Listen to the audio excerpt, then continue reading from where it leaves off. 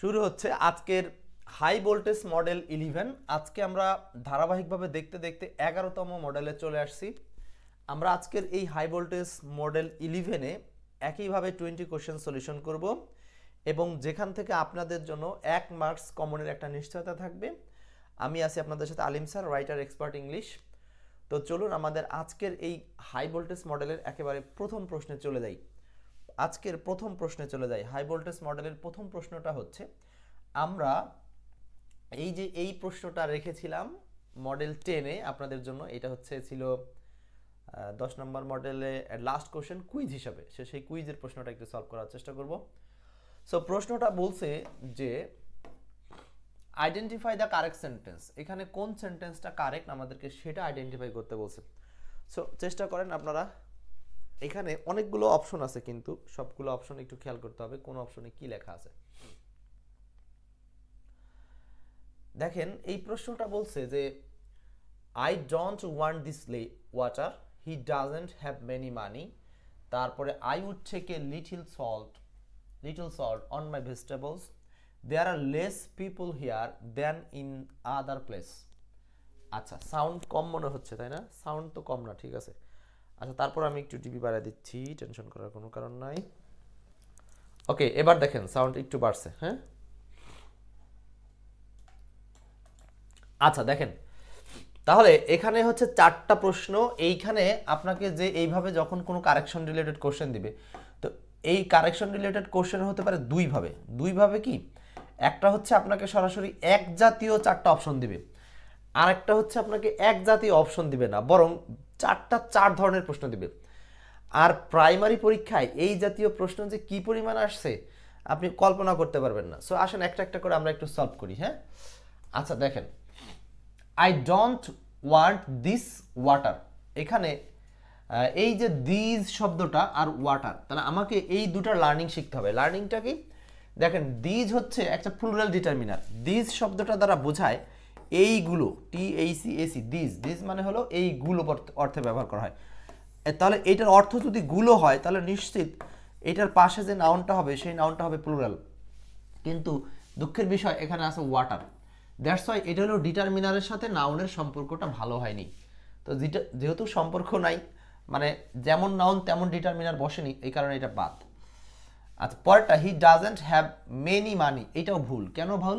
কারণ মেনির সাথে মানির সম্পর্ক হবে না, কারণ মানি শব্দটা আনকাউন্টেবল নাউন, আর মেনি শব্দটা প্লুরাল ডিটারমিনার। সো এখন যদি বলেন যে মেনির পরে মানি শব্দটা হয় না কেন, না হওয়ার কারণ হলো মানি আনকাউন্টেবল সেন্স, যেহেতু গণনা করা যায় না এই জন্য মেনি বসে না। এখন এই মানি শব্দটা একক শব্দ। হ্যাঁ, এই কারণে এইটার সাথে কখনো মেনি ব্যবহার করা যাবে না। C number, I would take a little salt. এই ব্যবহারটা এখানে ঠিক আছে।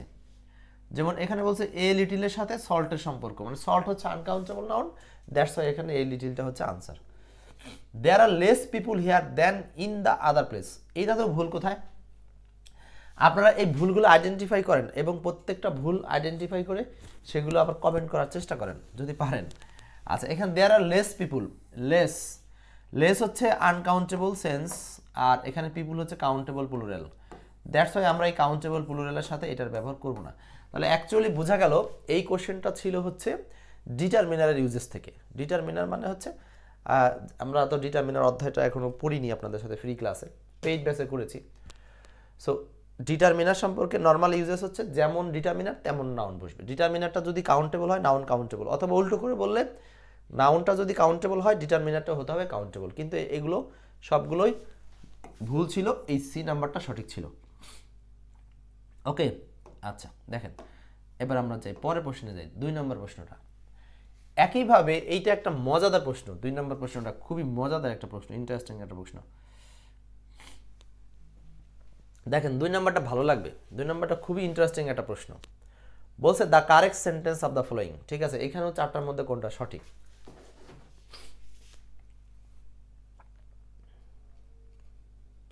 কোনটা সঠিক এখানে বলেন তো?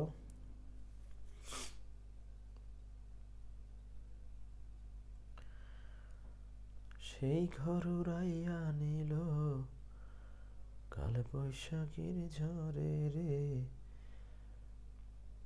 কাল বৈশাখের ঝড়ে। সুন্দর, সুন্দরভাবে দেখা যাচ্ছে, সমস্যা নাই।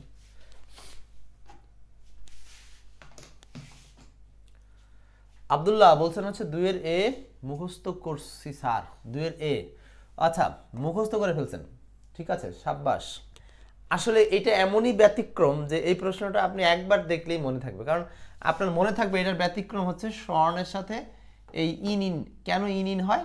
এটা আসলে এটা একটা গ্রুপ ভার্ব, হ্যাঁ এটা একটা গ্রুপ ভার্ব, আর এইটা এই জায়গাটা আছে। তো আমরা আজকে এখানে হয়তো আরেকটু এক্সেপশনাল বোঝার চেষ্টা করব, যেটা আপনাদের আর একটু জানা দরকার বলে মনে করছি। আর এখানে হ্যাকটা কি? হ্যাকটা হচ্ছে এই ভার্বটাতে দেখেন এদিকে সব কিছু ঠিক আছে, new cabinet new cabinet new cabinet, has has has has has পর্যন্ত ঠিক আছে।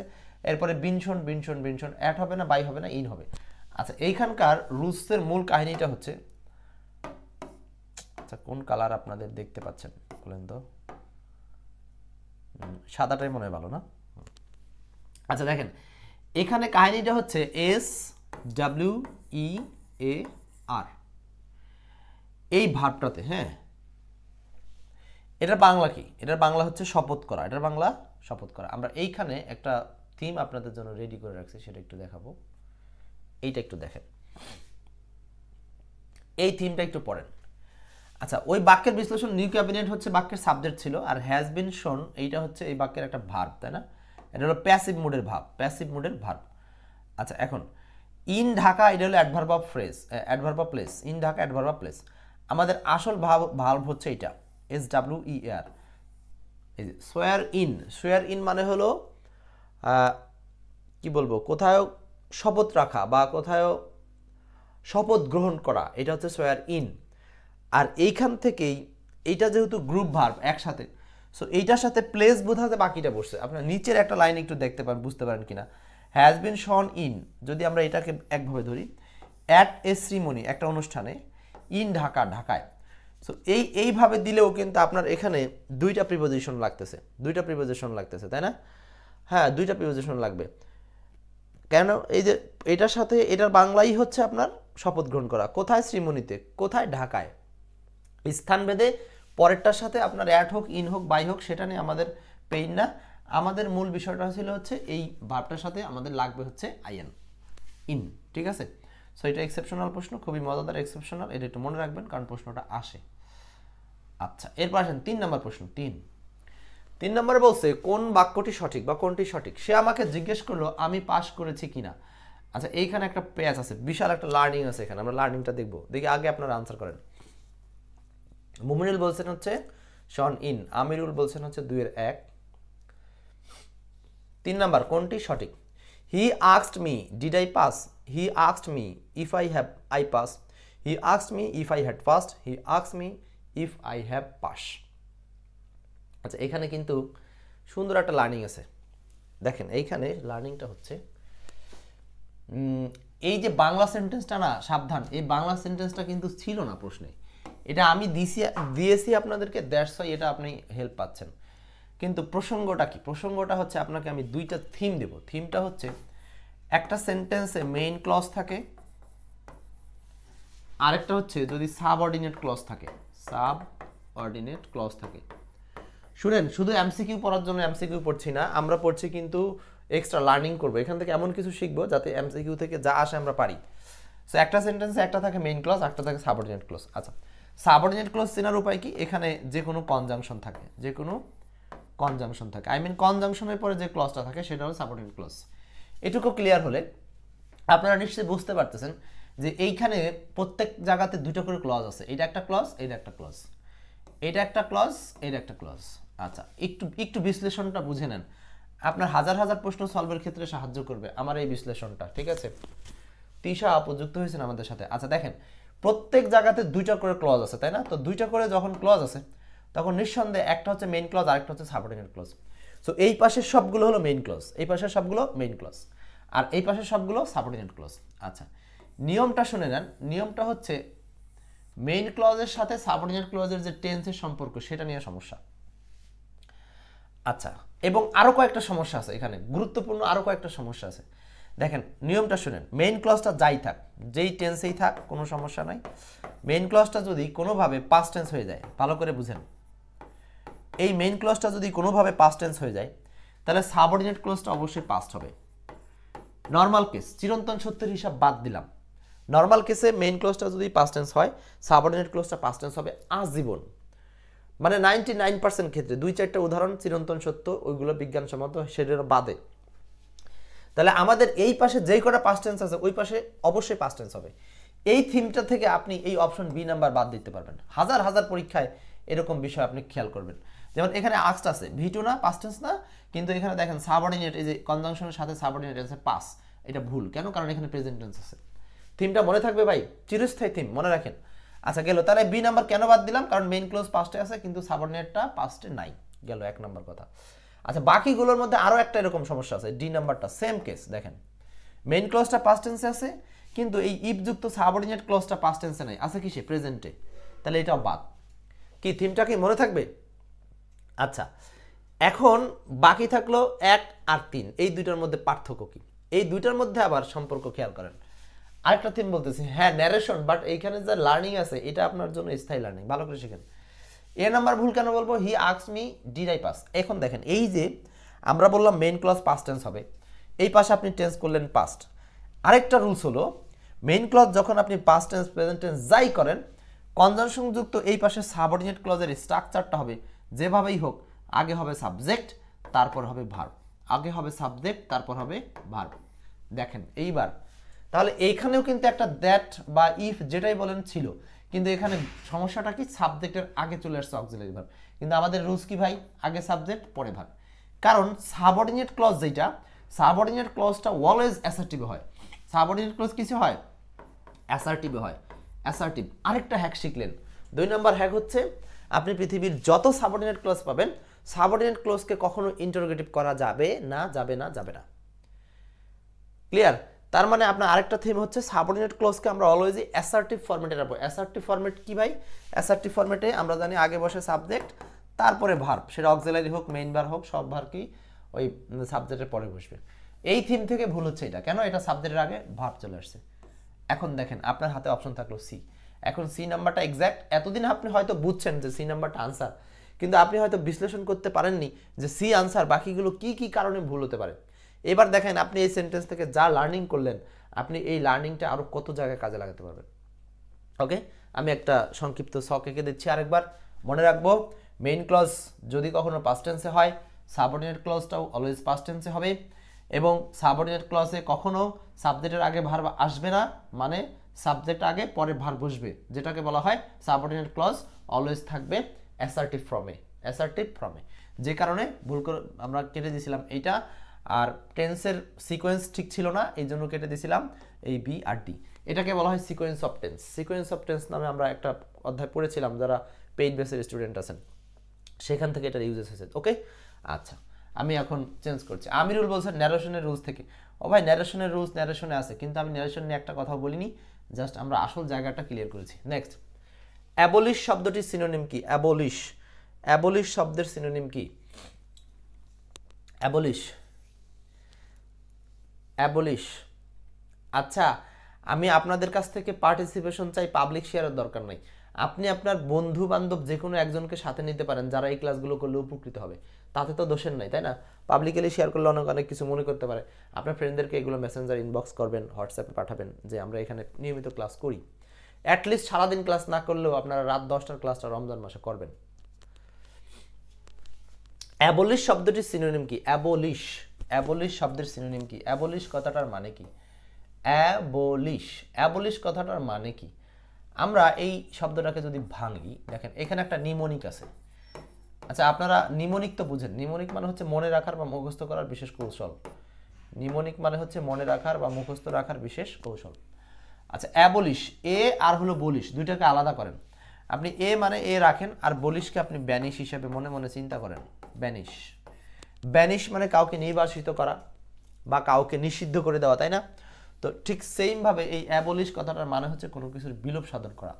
হ্যাঁ মানে হচ্ছে আপনি দেখেন ওই কোন সেন্সে নিব, মানে মাঝে মধ্যে মানুষ মানুষকে বলে না যে তোকে একেবারে বলি দিয়ে দেবো, অনেক সময় এটা কথার কথা কিন্তু অনেকে বলে, যদি এটা ধর্মী কথা, তারপরে মনে রাখার স্বার্থে ক্লুটা দিচ্ছি।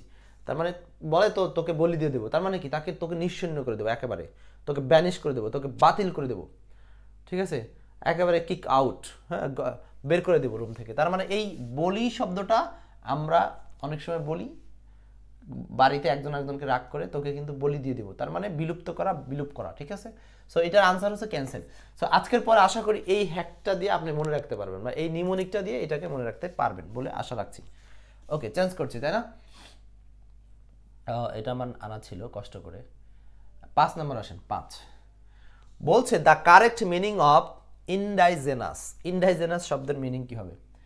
ইনডাইজেনাস শব্দের অর্থ কি? The correct meaning of indigenous. Indigenous শব্দের অর্থ কি? হ্যাঁ, হাসনা হেনা, মনিরুজ্জামান,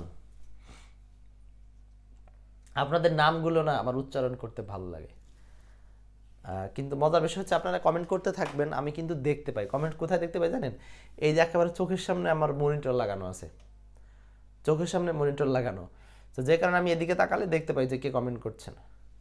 আচ্ছা, বাসার বলছেন হচ্ছে 5-এর 1 আনসার। হ্যাঁ, এক্স্যাক্টলি 5-এর 1 আনসার। আমরা শুধু এটাই পড়বো না, কিন্তু এখানে একটু বুঝে নেওয়ার চেষ্টা করি। দেখেন এখানে নিমোনিকটা কি, যারা জানেন না, দেখেন ইনডাইজেনাস মানে দেশীয়, এটাকে আমি কল্পনা করছি এভাবে, ইন্দু নামের একটা মেয়ে জন্মসূত্রে এই দেশের দেশীয় বা স্থানীয় নাগরিক, তাই সে ইনডাইজেনাস। এবার দেখেন আমি আপনাকে যে এই নিমোনিকটা দিলাম, এই নিমোনিকটা দিয়ে আপনার জন্য জিনিসটা আপনি পারলেও সহজ হয়ে গেল, আর না পারলে তো আরও স্থায়ী, প্রথম মানে না পারলেও আপনার জিনিসটা ক্যাপচারের সুযোগ হলো। সিস্টেমটা কি? ইন্দু নামের একটা মেয়ে জন্মসূত্রে এই দেশের স্থানীয় বা দেশীয় নাগরিক, তাই সে ইনডাইজেনাস। মানে ইন্দু নামের লোকটি ইনডাইজেনাস, ইন্দু নামের লোকটি বা ইন্দু নামের মেয়েটি ইনডাইজেনাস, মানে দেশীয় বা স্থানীয়। তো আশা করি এইবার দেখেন এই থিমটা থাকলে আপনার ইনশাল্লাহ অনেক দিন এটা স্থায়ী হবে। আর তাহলে এটার সিনোনিম হচ্ছে নেটিভ। নেটিভ মানে হচ্ছে দেশীয়, দেশীয় বা স্থানীয়। এখন এই যে নিমোনিকটা দিলাম, এটা হচ্ছে একটা বাংলিশ বা এটা কল্পনামূলক একটা গল্প। তো এগুলো এক একটা ট্রিক্স আপনি আপনার মতো করে ট্রাই করবেন। বইতে আরও যত আছে, এখানে হাজার হাজার ওয়ার্ড আছে, সেটা আপনি আপনার মতো করে এক একটা ওয়ার্ডে বানায় নেবেন। এটা একটা খাতা বানাবেন, খাতার মধ্যে প্রতিদিন 2-3টে করে লেখেন, এইভাবে সিস্টেম লেখেন, খালি সিস্টেম, দেখবেন একসময় আস্তে আস্তে মনে থাকবে। আর যাদের ঠাটা মুখস্থ করার অভ্যাস আছে ভাই, তাদের জন্য তো কোনো কথাই নেই, মুখস্থ করে নেবেন। 6 নম্বর, 6 নিচে কয়টি বানান অশুদ্ধ? এইটা কেমন কথা রে ভাই, অশুদ্ধ?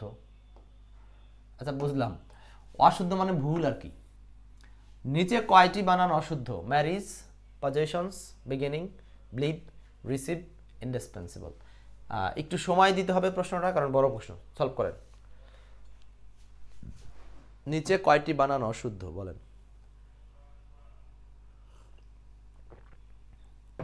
নিচে কয়টি বানান অশুদ্ধ?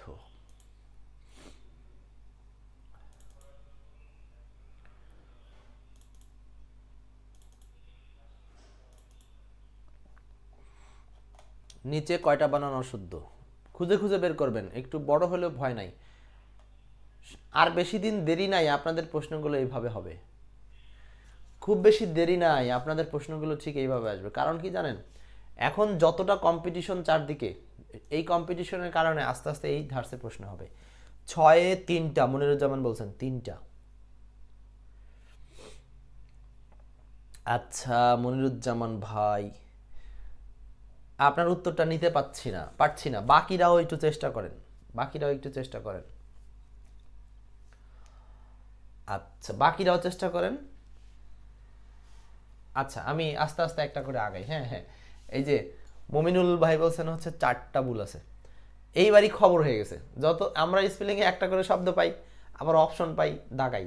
এত সহজ থাকছে না, আস্তে আস্তে কোশ্চেন কঠিন হবে, হবেই কঠিন হবে, কারণ কোনো উপায় নাই। আপনাদের পড়াশোনা বেড়ে গেছে, কম্পিটিশন বেড়ে গেছে, যে কারণে কোশ্চেনের মাত্রাও কঠিন হবে। ম্যারিজ, ম্যারিজ কথাটার মানে হচ্ছে বিবাহ, এটা সঠিক। MARRIAGE, ম্যারি এজ, ম্যারি আর হচ্ছে এজ মানে বয়স হলে বিবাহ করে, হ্যাঁ ম্যারি করে। আচ্ছা পজেশন, POSSESION লেখা আছে, POSSESION, পজেশন। 6-এর বি, 2টা ভুল আছে না? বলেন দুইটা ভুলের মধ্যে পজিশন ভুল কোথায়? পজিশনে ভুল হচ্ছে ডাবল এস হবে, P O double S E double S I O N, possession. এই যে ডাবল এস, হ্যাঁ, po S S E S S I O N. আচ্ছা এটারে আপনি পজ এস অন, হ্যাঁ, এটা এইবার মনে রাখতে পারেন, P O double S pos E double S S I O N. আচ্ছা এইটাকে আপনি যেভাবে বা মনে রাখেন, এটা হলো পজিশন বানানে ডাবল এস, এইটাও ক্লুটা মনে রাখতে পারেন। পজিশন বানানে কি ডাবল এস, দুইটা ভুল থাকবে, হ্যাঁ, মানে দুইটা এস লাগবে, তার মানে এই শব্দটা এখানে ভুল আছে। বিগিনিং, এটা শব্দের শেষে যদি আই থাকে, আইএন থাকে, তাহলে এইটাকে যখন এই আইএনজি যোগ করবেন তখন এইটার সাথে একটা এক্সট্রা কনসোনেন্ট আছে। রুলসটা বলে দেবো আপনাদেরকে, হ্যাকটা বলে দেবো।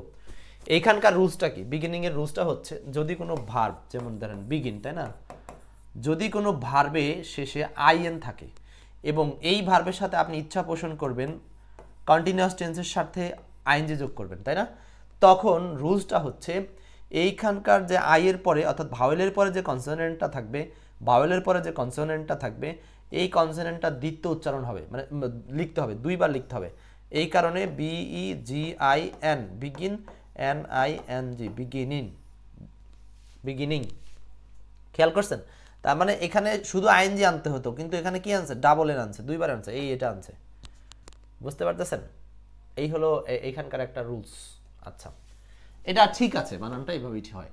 বিলিভ, বানানের কিন্তু এরকম স্কিল আছে, আপনারা জানেন যে বানানের স্কিলগুলো এখানে দেওয়া আছে, 30টার মতো স্কিল দেওয়া আছে, যে কিভাবে বানান তৈরি হয় সেগুলো রুলস দেওয়া আছে।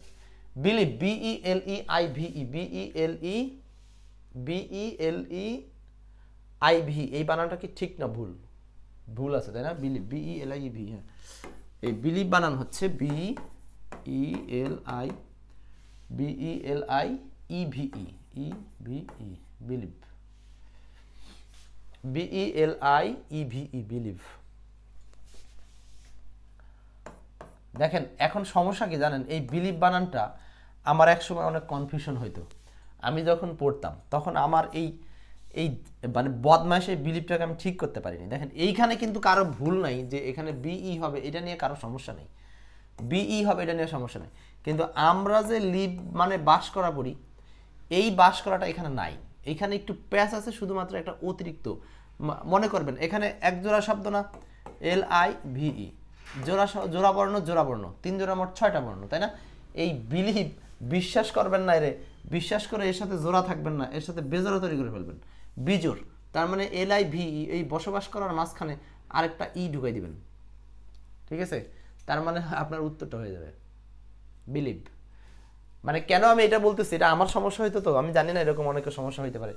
আচ্ছা তারপরটা রিসিভ বানান ঠিক আছে, ইনডিসপেন্সেবল বানান ঠিক আছে, সব করে ঠিক আছে। বলছিল দুইটাতে পজেশন ডাবল এস আর বিলিভটা হবে বি, তারপরে লিভের মাঝখানে ই ঢুকাই দিবেন, ব্যাস, বিইএলআইইভিই, আর যার মন থাকে থাকে। সো আনসার হচ্ছে দুইটা, ভুল, ভুল কাটা তাহলে দুইটা। বোঝা গেছে সবাই? বুঝতে পারছেন? নেক্সট, আচ্ছা শেষ করছি, হ্যাঁ।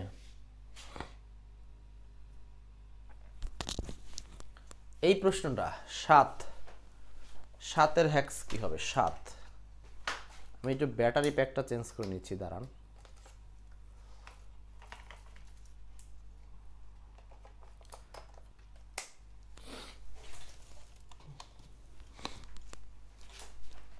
আজকে শুক্রবার তো আমাদের অফিসের ম্যানেজার জহির স্যার নাই, জহির স্যার থাকলে আমার জন্য একটু কষ্ট কম হয়, বুঝছেন?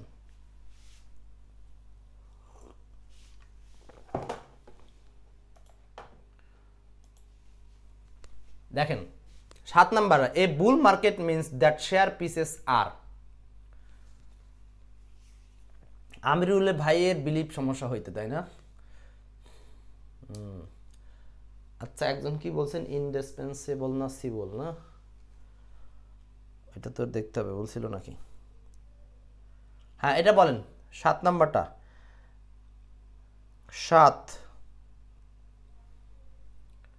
7-এর আনসার হচ্ছে এ বলছেন।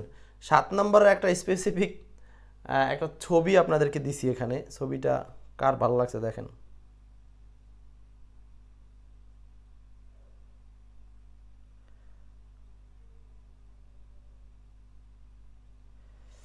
উম,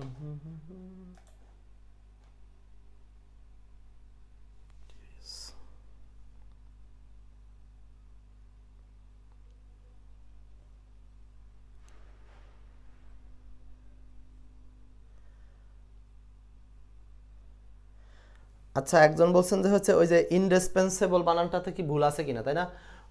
আগের উদাহরণে সেটা কিন্তু এ দিয়েও হয়, আই দিয়েও হয়, দুইটা ওয়ার্ডই আছে ডিকশনারিতে। হ্যাঁ, ওইটা কে যেন কমেন্ট করছেন দেখলাম। আচ্ছা, তাহলে এই বুল মার্কেট, এই বুল মানে কি? বুল মানে হলো সার, চিনেন তো? অনেকে অনেক সময় বলে না বুলশিট। বুলশিট মানে কি জানেন তো? বুলশিট, শিট মানে হচ্ছে মল, মানে হচ্ছে গোবর, যেটাকে চিনেন আপনারা। তো বুলশিট মানে গোবর, মানে কি সারের গোবর, তাই তো?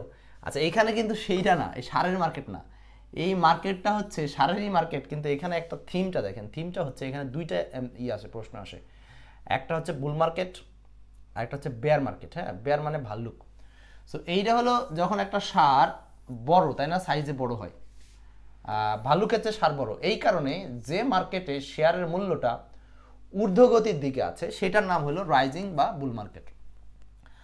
আর যেটা ফলিং সেটা হলো বেয়ার মার্কেট, বিইএআর, বেয়ার মার্কেট। এই বেয়ার মানে বহন করা, বেয়ার মানে ভাল্লুক, তাই না? এইটা।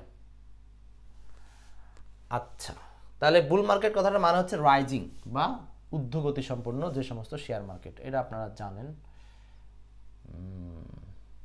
আচ্ছা, এখানে এগুলো দেওয়া ছিল।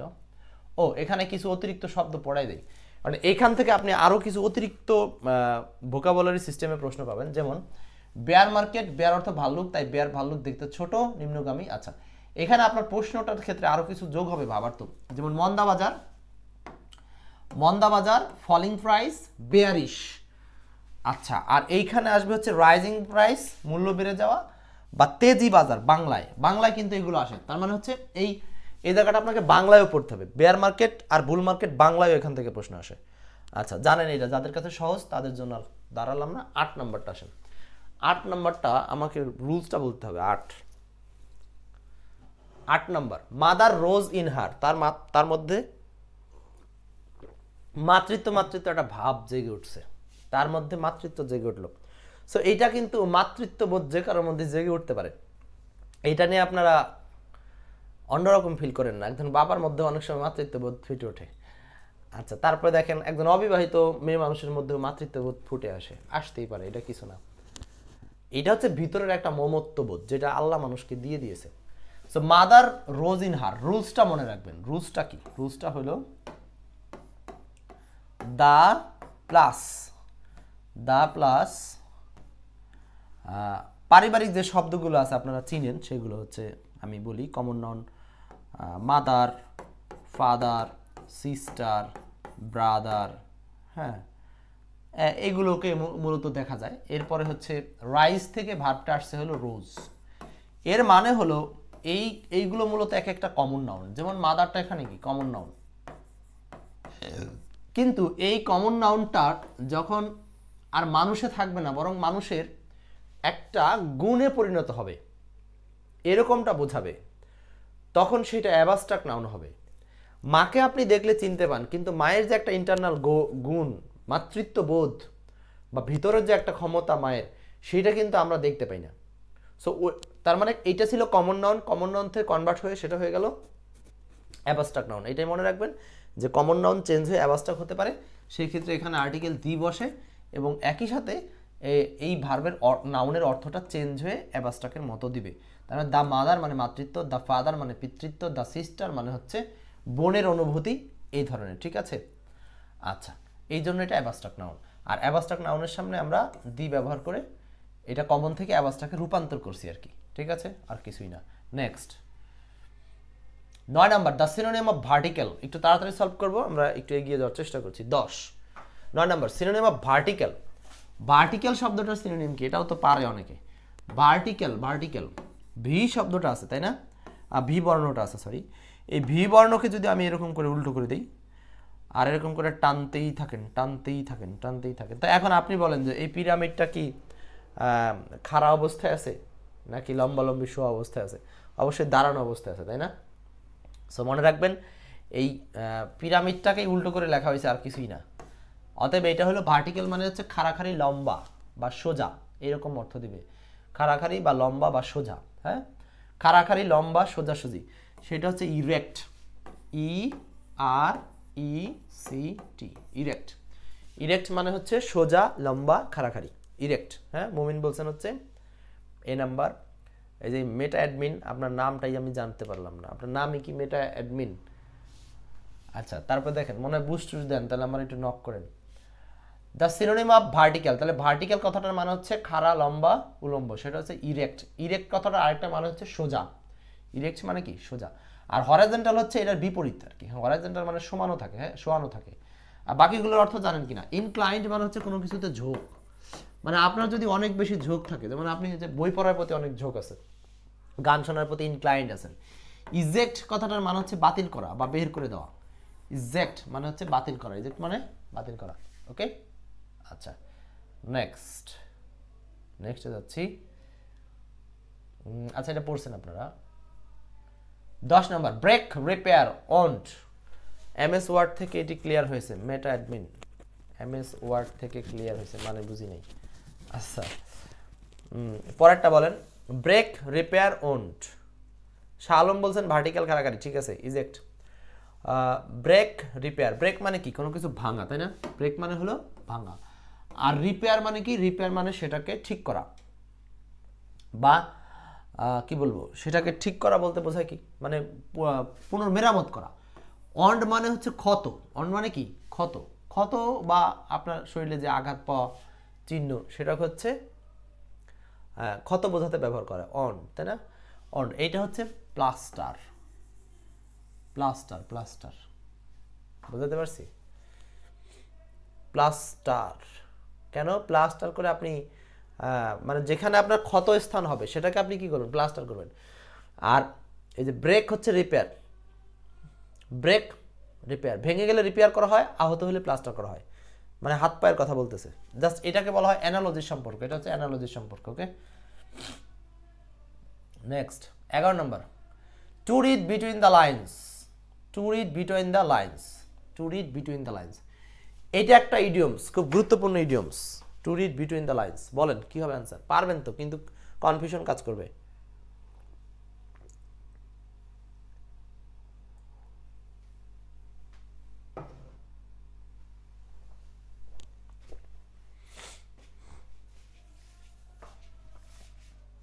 আচ্ছা,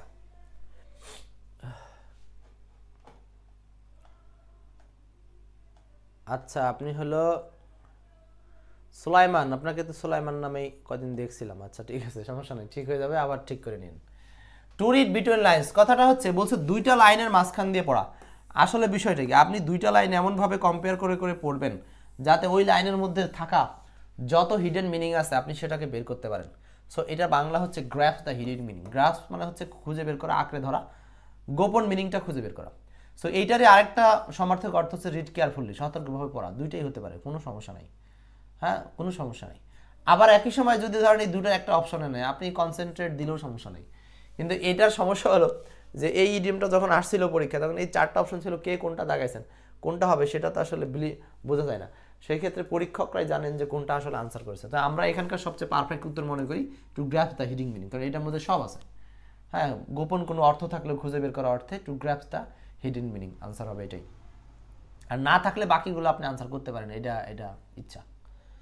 13 number, the right word for love of one self. কি কথা রে ভাই, মানুষ মানুষকে নিজেই তো ভালোবাসবে, তাই না? নিজে নিজেকে না ভালোবাসলে আগানো যায়? সারা পৃথিবীর সবাইকে ভালোবাসে কি লাভ আছে যদি আপনার নিজের প্রয়োজনে কাউকে না পান, পাশে পাবেন না। আসলে দুনিয়ায় এত সহজ না। 90% পরিবার, 90% সমাজ নষ্ট হয়ে গেছে।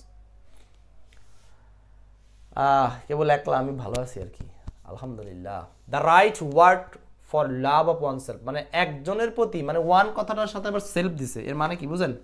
ওয়ান মানে নিজে নিজে, ওয়ান সেলফ মানে নিজে নিজের প্রতি যে ভালোবাসাটা, এই ভালোবাসার জন্য এখানে কোন শব্দটা ইউজ করতে হবে? নার্সিজম, নার্সিজম, তাই না? নার্সিসিজম, নার্সিসিজম, আরে নার্সিসিজম, নার্সিসিজম, নার্সিসিজম, নার্সিসিজম।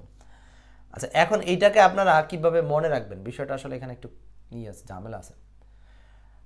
এটা একটা গল্প ছিল এরকম। আচ্ছা আচ্ছা, সেটা আপনাদের হ্যাকটা আমি দেখাচ্ছি এখন। তো তার আগে এমনি মনে রাখেন, এই নার্সি কথাটার সাথে মনে রাখেন নার র, আচ্ছা, আর ন্যারো। আচ্ছা, এই এই এই নার থেকে আসছে ন্যারো, হ্যাঁ, নার থেকে আমরা বললাম ন্যারো, নার থেকে বললাম ন্যারো। ন্যারো মাইন্ডেড মন, সিআই মানে হলো circle, circle of self love. এই যে ন্যারো মাইন্ডেড লোকজন, এইটুকু আপনি ন্যারো হিসাবে নিতে পারেন, এই নার কথাটাকে ন্যারো মাইন্ডেড লোকজন, সিআই এইটুকু আপনি নিতে পারেন সার্কেল অফ সেলফ লাভ, মানে হচ্ছে ন্যারো মাইন্ডেড লোকজন শুধু নিজের প্রতি ভালোবাসার দিকে ঘুরে বেড়ায়। সেই দিক থেকে মনে রাখতে পারেন এটার নাম হলো নার্সিসিজম। ঠিক আছে, নার্সিসিজম, নার্সিসিজম। ওকে, আচ্ছা, তার মানে ন্যারো মাইন্ডেড লোকজন নিজের সার্কেলে ঘুরে বেড়ায়, এটার নামই হচ্ছে নার্সিসিজম। আচ্ছা, এখন আসেন এখানে বাকি শব্দগুলো ছিল কি, হিডোনিজম, আরেকটা ছিল স্যাডিজম, আরেকটা ছিল হচ্ছে ম্যাসোকিজম। ম্যাসোকিজম এই শব্দগুলোর আলাদা মিনিং আছে, হ্যাঁ। আচ্ছা, ম্যাসোকিজম, আচ্ছা 12 নম্বরটা দেখেন নাই নাকি, সরি, ও 12 দেখেন নাই, আচ্ছা 12 দেখাচ্ছি, আগে 13টা শেষ করি। আচ্ছা, তাহলে এখানে উৎসটা একটু পড়েন। এখানকার উৎসটা হচ্ছে, এখানে আপনারা কি পড়তে পারেন কিনা, না পারলে আমি আপনাদের তথ্যটা পড়ে শুনে। তথ্যটা হচ্ছে গ্রিক পুরনো নার্সিসাস ছিলেন এক অতীব সুন্দর যুবক। নাম কি তার? নার্সিসাস। সে ছিল অতীব যুবক, যিনি নিজের প্রতিবিম্ব দেখে তার প্রেমে পড়ে যায়। একদিন সে জলাশয় স্বচ্ছ পানিতে প্রতিচ্ছবি দেখে তিনি এতটাই মুগ্ধ হন যে মানে কি নিজেকে দূরে রাখতে পারেননি। ফলে অবশেষে তিনি সেই জায়গাতেই মারা যান এবং ফুলে পরিণত হন। পরে এই ফুলটার নাম হয় নার্সিসাস। এই নার্সিসাস ফুল থেকে এটা আসছে। তার মানে বোঝা যাচ্ছে যে এই নার্সিসিজম আসলে একটা গ্রিক পুরানো ঘটনা ছিল। নার্সিসাস এক ব্যক্তি ছিল যে তার চেহারা আয়নায় দেখছে, দেখে মনে করছে সেই সবচেয়ে সুন্দর এবং তার প্রতি তার নিজের ভালোবাসা বেড়ে গেছে। আর এইটাই কালক্রমে নিজের প্রতি যে ভালোবাসার কারণ, সেটা সে পানিতে নিজের চেহারা দেখতে দেখতে মারা গেছে। আর এটাই কালক্রমে আস্তে আস্তে আধুনিক যুগে এই শব্দটা আর ভালো শব্দ হিসাবে নাই, এটা নেগেটিভ শব্দে পরিণত হয়ে গেছে। যে নিজের প্রতি নিজের যে ভালোবাসা, স্বার্থবাদিতা, এটা আসলে নার্সিসিজম, এটা একটা রোগ হিসাবে আধুনিক যুগে ধরা হয়। হ্যাঁ, সেই সময়ের হিসাবটা আলাদা, সেই সময় ওটা কবিত্ববোধ ছিল, আর এখন এটা হয়েছে রোগ, যখন সবসময় সব নিজের করে, রোগ আর কি। 12 নম্বর রুমিন্যান্ট, এটা বলা হয়েছিল না আপনাদের, তাই না? 12 নম্বর রুমিন্যান্ট, রুমিন্যান্ট মানে কি?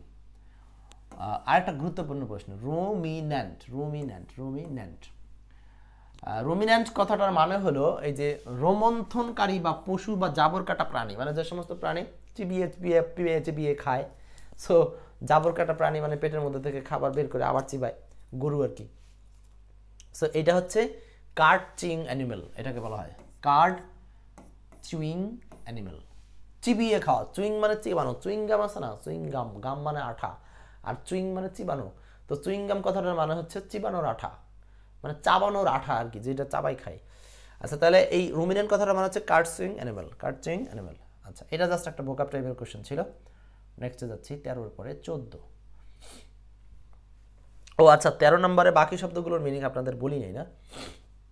13 নম্বরে আমি এই যে হিডোনিজম, ম্যাসোকিজম, স্যাডিজম, এই শব্দগুলো কিন্তু বারবার আসে, এই জন্য এগুলো পড়তে হবে। আমি এগুলো একটু অর্থটা একটু বলে দিই।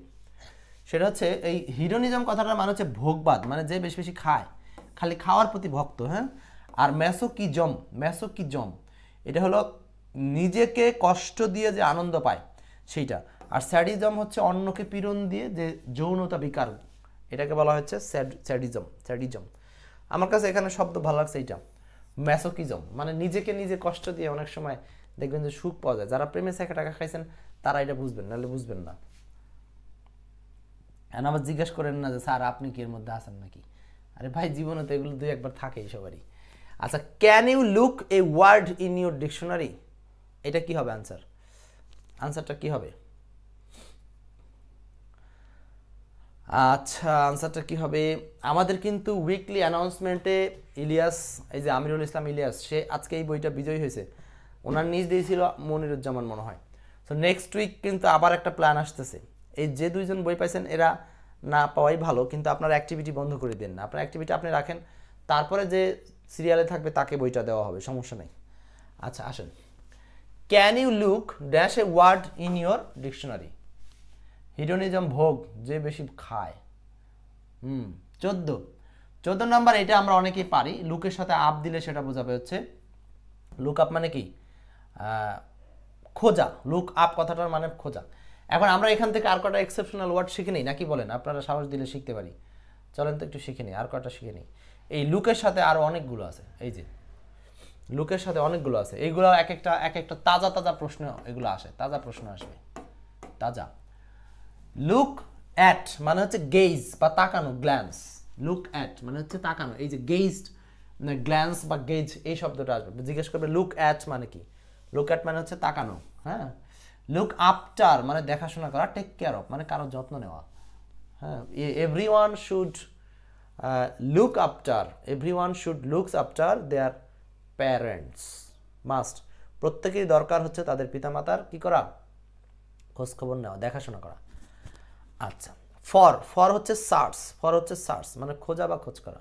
ও আরেকটা কথা বলি, যাদের পিতামাতা নাই পৃথিবীতে, ওকে, তাদের আসনে কাউকে বসানো সম্ভব না। কিন্তু যাদের নাই পৃথিবীতে, দুর্ভাগ্য হলেও তারা কি করবেন? ওই পিতামাতার মতো করে অন্তত একজন গার্জিয়ান পৃথিবীতে রাখবেন, যাদের কাছে আপনি আপনার মানে কোনো কিছু পাওয়ার আশায় না, বরং আপনার ভালো লাগা থেকে রাখবেন। টেক আফটার মানে দেখাশোনা করা। আচ্ছা, টেক ফর এটার মানে হচ্ছে খোঁজা। এখন এই টেক ফর আর টেক আপ, এই দুটো আলাদা করার আসলে কি যুক্তি আমি বুঝি না। টেক ফর মানে সার্চ, কোনো কিছু খোঁজা, আর এই টেক বলতেছি, লুক ফর মানে খোঁজা, আবার লুক আপ মানে ফাইন্ড আউট মানে খোঁজা, শব্দ খুঁজে বের করা। তো আমার কথা হচ্ছে এই দুটো আলাদা করার দরকার কি? তো এখানে ফর দিয়ে দিলেই হতো, যে দুটার মানে একই। কিন্তু এখানে সমস্যাটা কি জানেন? সমস্যাটা হচ্ছে লুক ফর আপনি পৃথিবীর সব জায়গায় ইউজ করতে পারবেন, তাতে কোনো সমস্যা নেই। কিন্তু লুক আপটা আপনাকে ইউজ করতে হবে ডিকশনারি থেকে শব্দ খোঁজার বেলায়। এটারও কোনো কাহিনী বুঝি না। তবে আরও অনেক কিছু ব্যবহার করা যাবে, আমার মনে হয় এই দুটো একটা রিপ্লেস ইউজ করা যাবে, কোনো সমস্যা হবে না। ইনটু এক্সামাইন করা, এটা আমাদের লাগবে। যে পুলিশ হচ্ছে লুক ইনটু করে, তদন্ত করে, কোনো কিছু খুঁজে বের করে, হ্যাঁ। আর লুক ওভার মানে এক্সামাইন, পরীক্ষা করা, এটাও গুরুত্বপূর্ণ একটা বিষয়। লুক ওভার মানে আপনার খাতার উপরে বা স্ক্রিপ্টের উপরে যে লুক ওভার দেয়, সেটা লুক ওভার, এক্সামাইন, পরীক্ষা করা। আর একটা লুক আপ, দেখা করতে, খোঁজ করা, এটা তেমন লাগে না, ওরকম আসে না। তো আমাদের এখানে সবচেয়ে গুরুত্বপূর্ণ, আমি আপনাদেরকে মিলাই দিচ্ছি, গুরুত্বপূর্ণ আসলে সবগুলোই গুরুত্বপূর্ণ, তারপর আমি একটু হিন্ট দিচ্ছি। এইখানে সবচেয়ে বেশি প্রশ্ন আসছে এটা দিয়ে, কারণ এটা আমাদের দৈনন্দিন জীবনে লাগবে।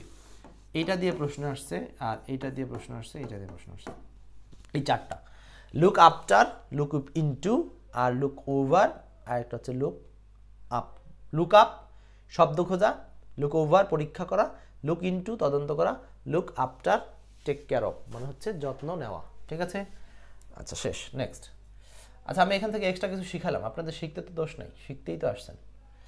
15, টু সি আই উইথ অর্থ হচ্ছে একমত হওয়া। To see eye with, to see দেখো, আই মানে চোখ, উইথ মানে চোখের সাথে। তার মানে আমি একদিকে তাকালাম, ওই দেখ ওটা কি, তখন আপনিও ওই দিকে তাকালেন, তার মানে কি আরেকজনের সাথে আপনি সম্মত হয়ে গেলেন, সম্মত হয়ে একদিকে তাকালেন বা এটা দেখার চেষ্টা করলেন। এটার নামই হচ্ছে টু সি আই উইথ, এর মানে হচ্ছে এগ্রি। এই খেয়াল করবেন, যখন যে সমস্ত ইডিয়মসের সামনে এরকম করে টু আছে, হ্যাঁ, এগুলো কিন্তু ভার্ব, এগুলো কি তাজা ভার্ব, ভার্বাল ফ্রেজ, হ্যাঁ, মনে রাখবেন ভার্বাল ফ্রেজ। সো এই সিটা অনেক সময় অনেক কিছু হইতে পারে, হ্যাঁ। যদি এরকম বলেন হি স আই উইথ মি, কথাটার মানে হচ্ছে সে আমার সাথে একমত হলো, মানে সম্মত হলো। এটা পাস্ট টেন্সে রূপান্তর হলো। সো এই সি ভার্বটা স দিয়ে আপনাকে পরীক্ষার হলে এইটুকুর আন্ডারলাইন করে বলতে পারে যে এইটার মিনিং কি, এইটার মিনিং কি, অর্থ কি। তার মানে এই ফ্রেজটাকে সেন্টেন্সে রূপান্তর করতে পারে, মনে থাকবে। তো এই সি ভার্বটা যে কোনো টেন্সে রূপান্তর হয়ে যেতে পারে, সি, স, সিন, হ্যাঁ, এরকম যে কোনো ভার্বে রূপান্তর হতে পারে। সো এই জন্য এগুলো একটু খেয়াল রাখতে হবে। Next, 16 number, the noise level in Dhaka city has increased exponentially. Exponentially কি হবে ভাই? মুমিনুল বলছিলেন 15 নাম্বার এ, মনিরুজ্জামান হচ্ছে এগ্রি লিখেছিলেন, ঠিক আছে, ধন্যবাদ। 16 number, the noise level in Dhaka শহরের নয়েজ লেভেল হ্যাজ ইনক্রিজড, বেড়ে গেছে, এক্সপোনেনশিয়ালি। এই এক্সপোনেনশিয়ালি শব্দটা আমার ভালো লাগছে, কারণ এটার মধ্যে একটা আভিজাত্য আছে, বুঝছেন। কিছু শব্দ আছে যার মধ্যে দেখবেন যে আবেগ কাজ করে, ভালোবাসা কাজ করে, তার মধ্যে একটা হচ্ছে এক্সপোনেনশিয়ালি। আপনি যখন শব্দটা কোথাও বাইরে ইউজ করবেন, আপনার মধ্যে একটা আলাদা ভাব আসবে। এক্সপোনেনশিয়ালি, হ্যাঁ, হতে পারে না এক্সপোনেনশিয়াল শব্দ অনেক জায়গায় ব্যবহার করুন, পণ্য দ্রব্যের দাম বেড়ে যাচ্ছে, এক্সপোনেনশিয়ালি। আপনি র্যাপিডলি বলতে পারেন গাড়িটা খুব এক্সপোনেনশিয়ালি চলছে, দ্রুত গতিতে চলছে, দ্রুতভাবে। তো এইটা মানে হলো র্যাপিডলি, হ্যাঁ র্যাপিডলি। বুঝতে পারছেন অবশ্যই কোন শব্দটার কথা বলছি Sumaiya? Exponentially, rapidly, rapidly, exponentially, exponentially. Next, আচ্ছা 17 নম্বর। আমরা কিন্তু দেখতে দেখতে মডেলের প্রায় শেষ দিকে চলে আসছি। 17 নম্বর, আমার বন্ধু নাই বললেই চলে। তো কি করা আছে? আমার বন্ধু নাই, আপনাদের তো আছে। আমার বন্ধু নাই বললেই চলে। সত্যিকার অর্থে আমার বন্ধু আছে অনেক, বিশ্ববিদ্যালয় জীবনে অনেক বন্ধু ছিল, ভালো ফ্রেন্ড সার্কেল ছিল, কলেজ জীবনে ছিল আংশিক। আচ্ছা দেখেন, আমার বন্ধু নাই বললেই চলে, এটার আনসার আমার মনে হয় এক জাতীয় স্টুডেন্টের কাছে এটা মানে দুধ ভাতের মতো মুখস্থ হয়ে আছে, যারা পড়াশোনা করে আর কি। যারা নতুন স্টুডেন্ট তাদের কথা আলাদা আমি বলবো। তো বলেন তো এটার উত্তর কি? এটার উত্তর হলো I have few friends. I have few friends. এই ফিউ কথাটার মানেই হলো নেই বললেই চলে। ফিউ মানে নেই বললেই চলে। আচ্ছা নেই বললেই চলে এটার মানে হলো আপনি ভিউটা যার পাশে দিবেন তারে বোঝাবে। তা আপনি ফিউয়ের পাশে দিয়েছেন ফ্রেন্ডস, তার মানে ফ্রেন্ডস নাই বললেই চলে। আপনি ফ্রেন্ডসের জায়গায় যে কোনো নাউন দিবেন সেটাই বোঝাবে। পেন্স, কলম নাই বললেই চলে। কিন্তু শর্ত থাকে যে আপনি পৃথিবীর সব নাউনই কি এখানে দিতে পারবেন? পৃথিবীর সব নাউনই তো এখানে দিতে পারবেন না। আপনি এখানে দিতে পারবেন শুধুমাত্র প্লুরাল নাউন। মনে রাখতে হবে ফিউ আসলে প্লুরাল নাউনের বংশ নিয়ে থাকে। ফিউয়ের পাশে আপনাকে প্লুরাল নাউন ইউজ করতে হবে। ফিউয়ের পাশে প্লুরাল নাউন, ফিউয়ের পাশে প্লুরাল। মনির বলছেন ফিউ আর এ ফিউ বুঝাই দেন। আচ্ছা আচ্ছা ফিউ তো বুঝলেন তাই না? আচ্ছা এ ফিউ এ বুঝাই দেন। এই যে ফিউ মানে বলছি নেই বললেই চলে, আর এইটার সামনে যখন এ ফিউ দিবেন জাস্ট সিম্পলি আপনি মনে মনে একটা জিনিস বুঝেন, এটা নেগেটিভ, আর এখানে এ দেওয়ার কারণে আপনি এখানে এইটাকে হাবোধক করলেন, মানে ইতিবাচক করলেন। তার মানে এটার বাংলা হচ্ছে অল্প সংখ্যক আছে। সংখ্যক কিন্তু পরিমাণ বলিনি, সাবধান। যখন ফিউ বলছি তখন সংখ্যক বলছি, সংখ্যক। হ্যাঁ, এটা যদি লিটিল বলতাম তাহলে আমরা বলতাম হচ্ছে অল্প পরিমাণে আছে। সো মনে রাখতে হবে শুধু ফিউ একা একা সেটা হলো নেগেটিভ, আর এই ফিউয়ের সামনে আপনি এ দেন, ডি দেন, যেটাই দেন প্রয়োজন অনুযায়ী যখন এন আসবে মাঝখানে অন্য কিছু এসে, তখন তার মানে সোজা কথা আর্টিকেল যদি দেন আপনি ফিউয়ের সামনে বা লিটিলের সামনে, এগুলো হাবোধক সেন্স দেয়। অল্প সংখ্যক আছে, শুধু ফিউ হচ্ছে নেই বললেই চলে, না বোধক সেন্স দিচ্ছে, এইটুকুই। তা আপনি যদি এই যে এখানে একটা আছে এ ফিউ ফ্রেন্ডস, এটা বাংলা কি? এটা বাংলা ওটার উল্টা, মানে আমার অল্প সংখ্যক বন্ধু আছে, অল্প সংখ্যক আছে, অল্প সংখ্যক আছে মানে এটা হাবোধক। হ্যাঁ, এখানে অল্প সংখ্যক আছে, আর এখানে নাই বললেই চলে। এখন নাই বললেই চলে এই কথাটা অনেকে আবার বুঝতে পারেন না। নেই বললেই চলে মানে কি? এর মানে কি একেবারে নাখোশ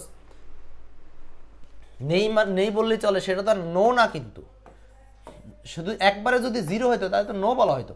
সেখানে তো নো না, এটা হচ্ছে আছে কিন্তু দুই একজন কানা ঘুষা বছরে একবার খোঁজ খবর নিলে নিল, না নিলে নাই, এমন থাকাতে না থাকান ভালো বলে না এরকম। সো ওই যে এইরকমই আছে কিন্তু থাকার সে না থাকাই ভালো, এই টাইপের, সেটার নাম হইলো নেই বললেই চলে। তবু ওই সেন্টেন্সটা নেগেটিভ, এই সেন্টেন্সটা কিন্তু নেগেটিভ সেন্টেন্স। হ্যাঁ, এখন এইটার কিন্তু আবার ট্যাগ কোশ্চেন হবে অ্যাফার্মেটিভ। আপনার এখানে ট্যাগ কোশ্চেনের ধারণাটা এক্ষুনি দিয়ে দিই। ধরেন এই প্রশ্নটা এখানে আপনার ট্যাগ কোশ্চেন দিল, সে ফর এক্সাম্পল, আপনি কি করবেন? যে ফিউর বিষয়টা মাথায় থাকবে সে এটাকে নাবোধক সেন্টেন্স ধরে ট্যাগ করবে, আর এটাই পারফেক্ট। তার মানে এটা নাবোধক ট্যাগ সেন্টেন্স, তো ট্যাগ করেন। নাবোধক সেন্টেন্সের ট্যাগ করলে কি হয়? হ্যাভ আর সরাসরি সাবজেক্ট হ্যাভাই। বুঝাইতে পারছি? নাবোধক সেন্টেন্স। কিন্তু যারা এখানে ফিউজের নেগেটিভ, বংশগত নেগেটিভ, যদি কেউ এটা না বুঝে তাহলে সে কী করবে জানেন? সে এটাকে সরাসরি অ্যাফার্মেটিভ ধরে এখানে হ্যাভের পরে একটা নট দিয়ে আই দিবে। আর আসলে কি এখানে নট আনা যাবে? যাবে না, কারণ সেন্টেন্সটাই আসলে নেগেটিভ। ফিউ একা একাই বাক্যটাকে নেগেটিভ করে দিয়েছে। এই বাক্যে নতুন করে এখানে নট আনার কোনো প্রয়োজন হয়নি, খবরদার, কোনো নটের প্রয়োজন নেই, কারণ ফিউটাই এই সেন্টেন্সটাকে নাবোধক করেছে। তাহলে বিশ্লেষণটা কি বুঝলেন? এই যে আপনি যে প্রশ্নটা মুখস্থ করছেন সেখান থেকেও কত সিস্টেমে আপনি কত কিছু লার্নিং করে রাখতে পারছেন, এটাই হচ্ছে আমার এই এক্সপার্ট ইংলিশের হাই ভোল্টেজ সিরিজের ক্লাসগুলোর আলোচনা। সো আমি কি ক্লাস এটা চেঞ্জ করব? আশা করি চেঞ্জ করবো। হ্যাঁ, চেঞ্জ করছি। হ্যাঁ ভাই হচ্ছে নেক্সট। আর এটা ছিল 17, 18, প্রায় শেষ দিকে চলে আসছি আমরা মডেলের। 18 নম্বর প্রশ্নটা বলছে হচ্ছে বিউটি ইজ ট্রুথ, সত্যই সুন্দর নাকি সুন্দরী সত্য? আমি বাংলাটা আপনারা বলেন তো, সত্যই সুন্দর না সুন্দরী সত্য? বিউটি ইজ ট্রুথ, সেটা আসলে বাংলা কি? সত্যই সুন্দর না সুন্দরী সত্য, কোনটা বাংলা কি? আচ্ছা বাংলা তো বুঝবেন, তার আগে এই প্রশ্নের আনসারটা করেন। আনসার হলো বিউটি আসলে কোন নাউন। এখানে লার্নিংটা আমরা একটু দেখব। বিউটি নিঃসন্দেহে আপনারা জানেন, বিউটি মানে হলো সৌন্দর্য, এটা আপনারা পারবেন, আপনাদের ট্যালেন্টনেস দেখে বোঝা যায়। এটা অ্যাবাস্ট্রাক্ট নাউন, এতে করে কোনো সন্দেহ নেই। সুমাইয়া বলে দিছে, দেখেন ভারী দারুণ ট্যালেন্ট। কিন্তু এইখানে বিউটি হলো আপনার আনকাউন্টেবল নাউন, অ্যাবাস্ট্রাক্ট নাউন। তাহলে এই ট্রুথ শব্দটা কি? এটাও কিন্তু আনকাউন্টেবল বা অ্যাবাস্ট্রাক্ট নাউন, দুইটাই আনকাউন্টেবল এবং অ্যাবাস্ট্রাক্ট নাউনের মধ্যে পড়ে। আনকাউন্টেবল বা অ্যাবাস্ট্রাক্টের মধ্যে পড়ে। আচ্ছা, এইটার বাংলা হচ্ছে সত্যই সুন্দর বা সুন্দরী সত্য, দুইটাই বললে হবে, কোনো সমস্যা নেই। এখানে পরীক্ষার হলে এই বিউটি শব্দটা পরীক্ষার হলে অ্যাবাস্ট্রাক্ট না থেকে আনকাউন্টেবল কথা দিয়েও আসতে পারে। এটা একটা আনকাউন্টেবল নাউনও বটে, এটা একটা আনকাউন্টেবল নাউনও বটে। নেক্সট, আচ্ছা পরের প্রশ্ন যাচ্ছি 19 number. They suffered mass dance tornado had hit the village. Okay, সত্যি সুন্দর, সুন্দরী সত্যই। আচ্ছা বলেন মনির ভাই, দে সাফার্ড তারা ভুগেছিল, মাছ অনেক পরিমাণে, দে সাফার্ড মাছ। হ্যাঁ, এই সেন্টেন্সে আপনার এই মাছ শব্দটা আছে না, এটা কিন্তু একটা অ্যাডভার্ব, জানেন তো কিভাবে অ্যাডভার্ব? এই যে সাফার্ডকে সে মডিফাই করেছে যে কারণে। আচ্ছা, দে সাফার্ড মাছ, ওকে এটা আমাদের কথা না। টর্নেডো হ্যাড হিট দেয়ার, এই যে হ্যাড হিট, এটা কোন টেন্স ভাই? Had hit past perfect tense. এই পাশে কোন টেন্স? Past tense. তা আমরা বলছিলাম মেইন ক্লেজ যদি পাস্ট টেন্স হয় তাহলে অবশ্যই সাবঅর্ডিনেটটাও পাস্ট হয় নিঃসন্দেহে। সো এই পাশে এটা সাবঅর্ডিনেট। এখন মাঝখানে আপনি কোন কনজাংশন বসাবেন অর্থ বুঝতে হবে। আপনি যদি আনটিল, বাংলা কি হয়? দে সাফার্ড মাস, তারা অনেক ভুগেছিল, until tornado had hit their village, যতক্ষণ না পর্যন্ত তাদের গ্রামে টর্নেডো আঘাত করেছিল। মিনিংটা কিরকম দেওয়া সম্ভব? মানে টর্নেডো আঘাত করার আগে তারা অনেক ভুগেছিল, আসলে কি তাই না? অ্যাজ ইফ কথাটা মানে যেন, এটা বাংলা কিরকম হয়? দে সাফার্ড মাস, তারা ভুগেছিল যেন tornado had hit their village, tornado তাদের এলাকায় আঘাত করেছিল, এরকমভাবে তারা ভুগেছিল যেন অর্থে। হ্যাঁ, আচ্ছা তাহলে আমরা এটাকে একেবারে উড়াই দিতে পারি না কথাটা, হ্যাঁ এইটু থাক ধরেন। আচ্ছা, লেট অ্যালোন মানে হচ্ছে তাও আবার। লেট অ্যালোন কথাটার মানে আপনারা জানেন তো নাকি? তাও আবার, তাও আবার এটা কোথায় ব্যবহার হয় জানেন? যেমন একজন বলে যে সে এক পিসি গরু খাইতে পারে না, তাও আবার একটা গরু খাবে। মানে এটা হচ্ছে আপনার ওই অবাস্তব কল্পনা, বা এটাকে বলা হয় হাইপারবোল করা। অনেক মানুষ আছে না হাইপারবোল করে, যেমন যে আজকে আমি একেবারে মানে বিয়ে বাড়ির সব গোস্ত একাই খাবো। তার মানে কি, তখন একজন বললো এই 2 পিসি খেতে পারে না, তাও আবার সব গোস্ত খাবে। এই যে তাও আবার, এই তাও আবার বোঝাতে হচ্ছে লেট অ্যালোন ইউজ হয়। আচ্ছা, এগুলো আমরা ইউজ অফ কনজাংশনে আমাদের পিএইচ ক্লাসে দেখছি, ভবিষ্যতে আরও দেখবো ইনশাল্লাহ। এরপর দেখেন সিন্স, সিন্স মানে যখন থেকে, আর অ্যাজ ইফ মানে যেন। এখন দুইটার মিনিংয়ের মধ্যে এইটা দিলে হচ্ছে যখন থেকে tornado had hit their village, আগে টর্নেডো আঘাত করছে, আগে টর্নেডো আঘাত করছে, তারপর তারা সাফার্ড হয়েছে। বুঝাইতে পারছি? পাস্ট পারফেক্টের ঘটনাটা আগে হয়, মানে এটা আরও বেশি অতীতের ঘটনা। আর পাস্ট ইনডেফিনিট তো নিকট অতীত। আপনারা এটা বুঝেন তো নাকি এটাও বুঝেন না? দেখেন তো, এই একটা অতীত, আমি যদি বলি এই একটা অতীত, এই হলো বর্তমান। হ্যাঁ, এটা হলো বর্তমান টেন্স, ধরেন প্রেজেন্ট, প্রেজেন্টের কাছাকাছি নিকট হলো এটার নাম পাস্ট ইনডেফিনিট। আর আরও দূরবর্তী হলো past perfect, past perfect. So আগে টর্নেডো এই দূরবর্তী অতীতে, আগে বর্তমান থেকে এটা কিন্তু অনেক দূরের অতীত। সো এই অতীতে টর্নেডো আঘাত করছে, আর তখন থেকে এই অতীতে আঘাত করার পর থেকে তারা এই পর্যন্ত এসে ভুগেছিল।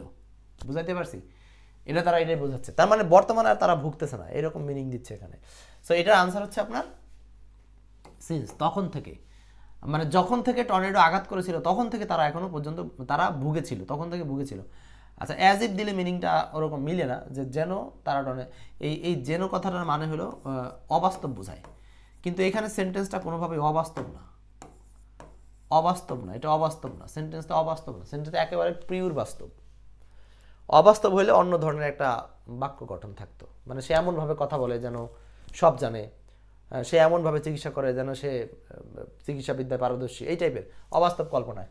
আর এইটা হচ্ছে বাস্তব। ওকে, নেক্সট, আজকের আলোচনার একেবারে শেষ প্রশ্নে চলে আসছি, 20 নম্বর প্রশ্নটা। 20 নম্বর কে করবেন? নার্গিস আপু 19-20 বলছেন, ঠিক আছে। Raina Nargis, if I had a typewriter, typewriter মানে যেটা দিয়ে টাইপ করে, টাইপরাইটার কেউ দেখছেন কিনা, পুরাতন অফিস আদালতে গেলে পাবেন, বিশেষ করে ওই কোর্টে যাবেন, কোর্টে দেখলে গেলে পাবেন। If I had a typewriter I type myself. আচ্ছা, এইটা তো কন্ডিশনাল সেন্টেন্স, কন্ডিশনাল সেন্টেন্স আপনারা জানেন না? এটার স্ট্রাকচার হচ্ছে if plus subject plus V2 dot dot, comma বসবে নিঃসন্দেহে, তারপরে হলো সাবজেক্ট প্লাস উড কুড অথবা might plus V1, would could might plus V1, would could might plus V1, would could might plus V1।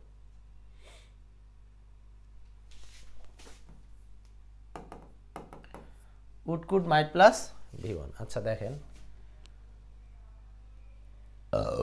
এখানে subject plus V2 second conditional, এইটাই যারা চিনবে তাদের জন্যই সহজ।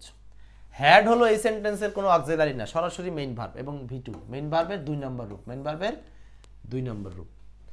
আর এই কারণে এই পাশে হবে would could might plus V1, would could might plus V1। So আনসারটা হচ্ছে 3 number, 3 number would could might plus V1।